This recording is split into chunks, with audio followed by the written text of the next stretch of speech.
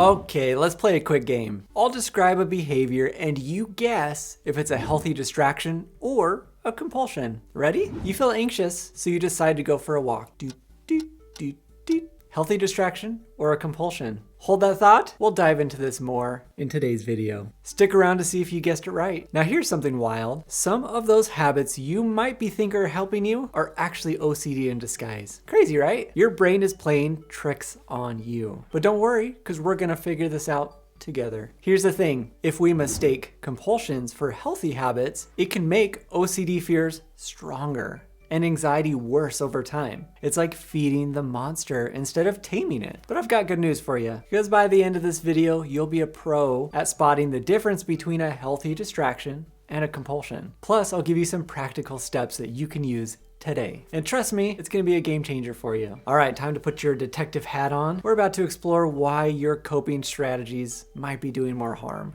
Compulsions are those actions that you feel like you absolutely must do to relieve anxiety or make sure that the bad thing in your mind doesn't actually happen. On the flip side, healthy distractions are activities you choose to do because you enjoy them, not because you're trying to escape from something scary. Here's a simple way to figure out which is which. If you feel like you have to do it to feel better, it might be a compulsion. If you're doing it just because you want to, wouldn't matter either way, it's just something you like to do, it might be a healthy distraction. Let's look at some examples together. Say you're feeling anxious, so you decided to go for a walk. Here's that question from before. If you're thinking, I need to walk for at least 30 minutes or else something terrible will happen or my symptoms will be really bad and I have to do it. That's a compulsion. A walk sounds great right now. Usually makes me feel a little bit better. If I don't do it, that's cool too. That's a healthy distraction. Another example, checking your phone. If you're constantly checking your messages because you're worried something bad will happen if you don't, you'll miss something important, or you're only doing it to distract from an uncomfortable feeling, that's a compulsion. But if you're scrolling through your social media because you're just bored, it's not really that big of a deal, it's just something that you do, it might just be a simple distraction.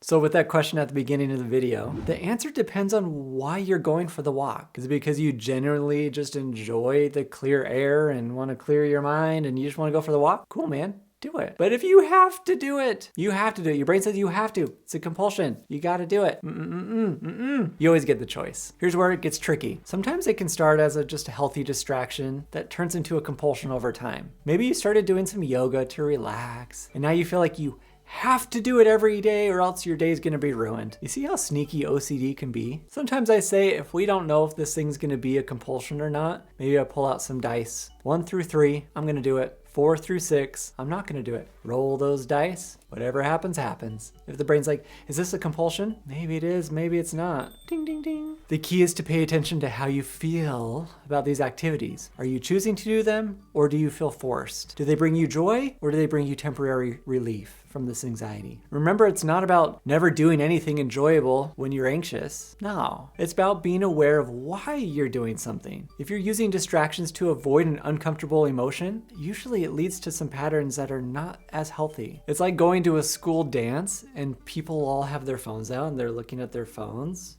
I would bet you that's a compulsion from an uncomfortable feeling of maybe asking someone on a date, asking someone to dance, whatever it is. I didn't have phones when I was at a school dance. What did we do? We probably just hid behind the table. I don't know. Let's talk about when we get this temporary relief from anxiety. It actually makes OCD fears stronger. It's like feeding the monster. When we avoid our anxious thoughts and our feelings, our brain's like, this is too scary to face. So what are some common healthy habits that might actually be compulsions in disguise? A sneaky compulsion might be over planning. You might be thinking you're just being organized, but you're spending hours planning every detail, maybe of your day or of your trip, whatever it is before you get there. If you're feeling anxious, it's a red flag. Okay, we're gonna drive to the airport. We're gonna park here. I'm gonna take a picture of where I parked. I'm gonna get on the airplane. If they don't have the drink that I want, I'm going to bring this. I'm gonna have this medication just in case I'm gonna feel really anxious about it. I will have it in my back pocket. But if I don't take it, if I have to think that specifically about things, I'm kind of inviting anxiety to already join the party. Sometimes we just gotta go with the flow, man. Because here's the thing about compulsions. They're time consuming. They only provide short-term relief. It's like putting on a Band-Aid for a broken leg. It might make you feel better, but for the moment, it's not solving the problem. Have you seen that with kids? They're like, I need a Band-Aid. There's nothing there. And you put it on, they're like, oh, all better. Kids these days. So what can we do instead? This is where mindfulness can come in. It's about acknowledging our thoughts without engaging with them. It's like watching the clouds pass in the sky. You just see them. You don't try to grab them. You don't try to push them away. You're not making sense of them. You're not thinking through it. You're just seeing it. What can you see? What can you feel without putting judgment to it? Remember, the goal isn't to never feel anxious. It's not to get rid of intrusive thoughts. It's to change your relationship with them. Instead, we're learning to coexist with these thoughts. All right, we've learned to spot the difference between healthy distractions and compulsions. But first up, we need to also identify the perceived threat if we don't do the compulsion. It's like playing detective with your own thoughts. What is my brain telling me is going to happen if I don't do this distraction or this compulsion? Once you've pinpointed this threat, you're ready for step 2. You might set a timer, a few minutes before you even think about doing that compulsion again. I cannot pull out my phone because my brain says I need to do it to feel better. I'm gonna set a timer. I'm gonna see how I feel after the timer goes off to see if I really still wanna go pick up my phone. This creates a buffer zone between the urge and the action. It's like telling the OCD, hold up here. We're not jumping to conclusions. You said I can't feel better unless I do it. Let me see if that's true. I'm gonna not do it, see if I feel better later. While you're waiting, you use uncertainty phrases. These are like the kryptonite for OCD. Try saying things like, maybe, maybe not. Even agree with it. Agree with the threat. Sounds weird. I know. Sure, that could totally happen. Awesome. Thanks for the thought, brain. But I'm not picking up that darn phone right now to distract. I'm not gonna turn on the TV. So here's the big step. Expose yourself to the threat. Let's say you're worried someone will trip on a book if you don't pick it up. It's gonna be your responsibility. They're gonna hurt themselves.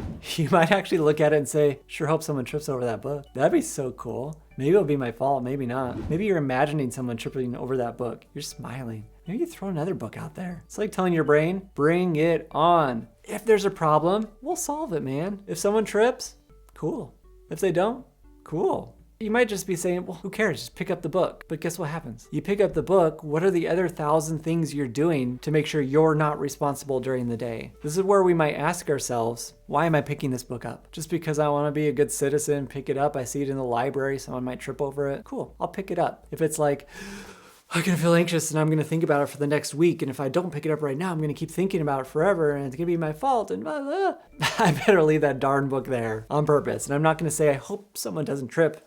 I'm actually be like, maybe they will, maybe they won't. Whoa, we'll see, I don't know. We're not gonna check on it. The key here is to allow the distress, the urge. It's gonna reduce on its own. You're like building this muscle. You didn't have to do what I told you needed to do to feel better. I take you through this exposure process in my step-by-step OCD online course. I've got one for kids now. Go check that out in the description. Remember, the goal isn't to get rid of intrusive thoughts. That's like trying to stop the wind from blowing. But here's the cool trick. Try giving OCD a silly name. Mr. Worry Pants. I don't care if you're an adult. Mr. Worry Pants. The Doubt Monster. Lenny. Doesn't matter. When those intrusive thoughts pop up, you can say, oh, hey there, Lenny. Thank you. Thanks for the thoughts. I love it. Hope someone trips today.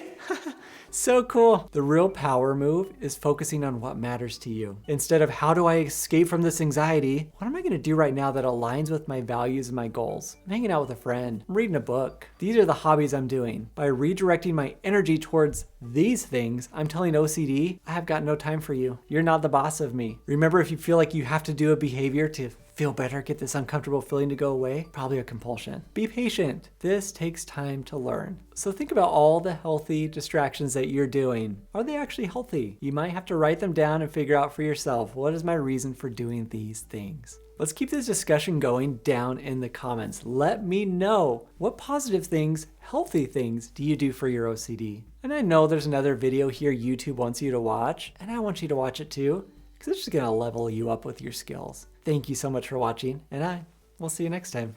Here's the thing.